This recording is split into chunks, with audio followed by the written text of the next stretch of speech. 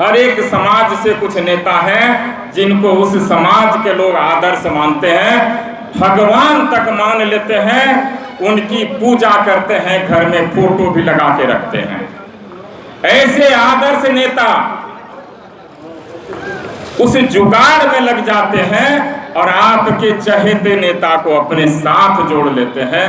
और यह प्रक्रिया केवल एक गठबंधन नहीं करता है, दोनों गठबंधन करते हैं। और यह प्रक्रिया लगभग समाप्त भी हो चुकी है, चुनाव आ चुका है। और जिस गठबंधन का जातीय समीकरण, मैं सीधे तौर पर कहता हूं, सामाजिक बड़ी बात होगी, जातीय समीकरण जिस गठबंधन का मजबूत होता है उसके उम्मीदवार चुनाव जीत जाते हैं।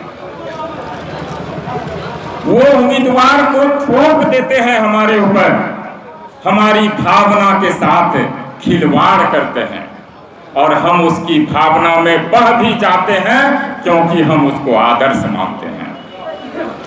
साथियों, ये गलती हम एक बार नहीं करते।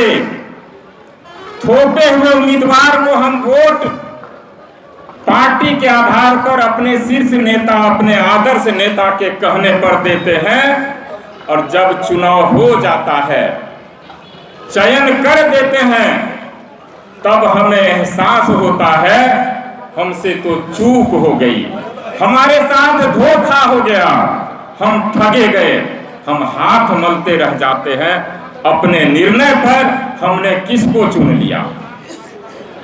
और फिर दोबारा चुनाव आता है और दोबारा फिर वही नेता हमारे बीच आते हैं, हमारी भावना के साथ खिलवाड़ करते हैं और अपने उम्मीदवार थोप देते हैं जिनको जनता कहीं से पसंद नहीं करती है। और सुपौल में इस बार फिर वही हुआ है और मैं पहले से कह रहा था, मुझे आशंका थी ऐसा हो सकता है। फिर ऐसे ही उम्मीदवार हमें थोप दिए गए हैं और हमें विवश कर दिया गया है जो आप उसको चुनिए।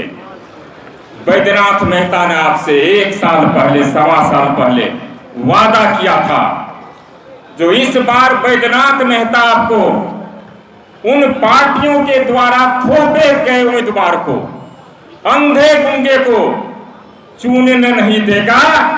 बैद्यनाथ मेहता आपका बेटा, आपका भाई, आपका दोस्त, आपकी हक हकूक की लड़ाई लड़ेगा और आपको विवश होकर के ऐसे उम्मीदवार को वोट नहीं करना है।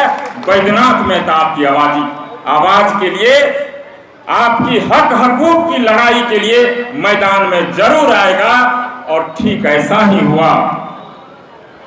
बड़ी चर्चा थी, हम एनडीए घटक के साथ थे, कई राउंड का सर्वे भी हुआ, बीजेपी गठबंधन में हम थे,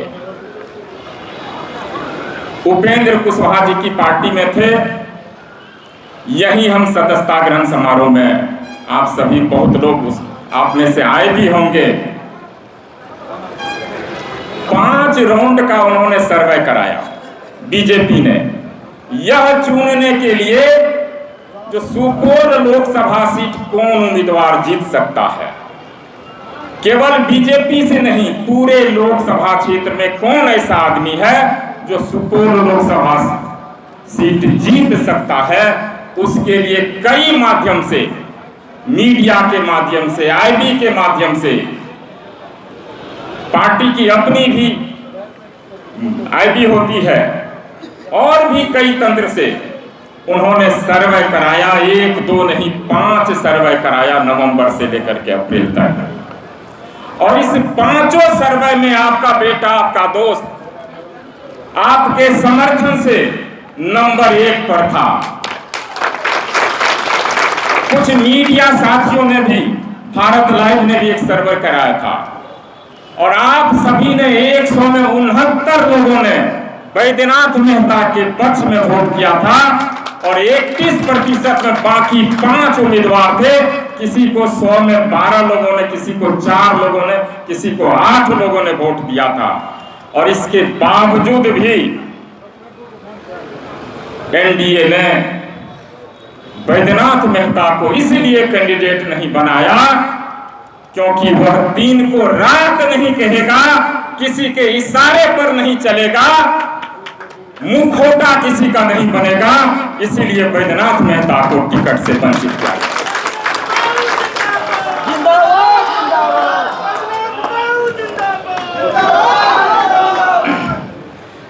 साथियों, आपसे हम एक महीना दूर भी रहे पटना दिल्ली का चक्कर लगाए टिकट के लिए, गुहार भी लगाए आप हमें दीजिए, हम जनता की लड़ाई लड़ेंगे। सुपौल बहुत पीछे है, बहुत पिछड़ा है, हम आपके काम आएंगे। उनकी लड़ाई लड़नी बहुत जरूरी है, क्योंकि जो भी सांसद चुने गए हैं घूमकर देखते नहीं है, बहुत शिकायत है।